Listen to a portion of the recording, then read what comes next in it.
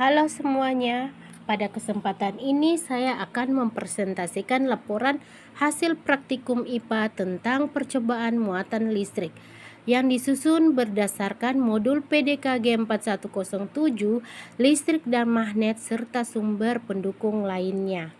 Percobaan ini dilakukan dengan tujuan utama untuk membuktikan adanya muatan listrik pada benda akibat gesekan, mengamati sifat-sifat muatan, serta menunjukkan gaya tarik atau tolak yang timbul antara benda bermuatan. Alat dan bahan yang kami gunakan cukup sederhana dan mudah ditemukan, antara lain 2 buah bola pingpong, benang jahit, isolasi, kain wol, kain nilon, tas plastik, sisir plastik, dan potongan kertas kecil-kecil.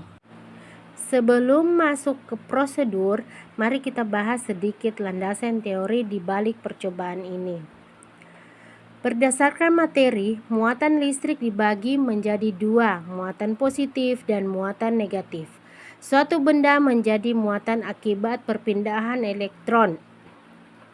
Jika benda diterima elektron, ia bermuatan negatif. Jika melepaskan elektron, ia bermuatan positif.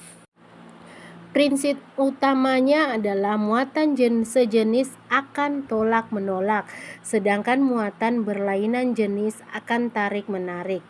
Ini disebut gaya elektrostatika. Selain itu, bahan juga dibagi menjadi dua, konduktor yang mudah mengantarkan listrik dan isolator yang sulit menghantarkan listrik.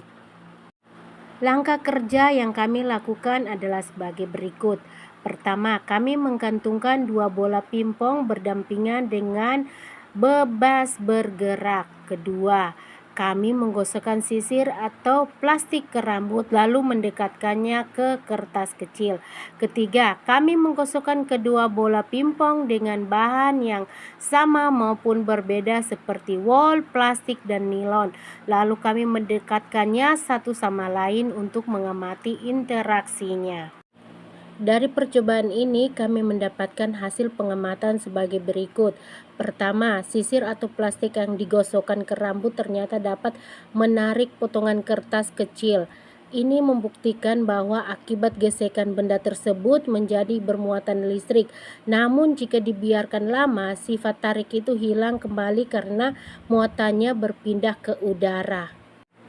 Kedua, pada pengamatan interaksi pada antara bola pingpong. Saat kedua bola digosokkan dengan bahan yang sama, misal wol dengan wol, keduanya saling berjauhan atau tolak-menolak. Artinya keduanya memiliki muatan yang sejenis. Sebaliknya, saat satu bola digosok ke wol dan yang lain digosok ke plastik, keduanya saling mendekat atau saling tarik-menarik. Ini membuktikan keduanya memiliki muatan yang berlawanan jenis.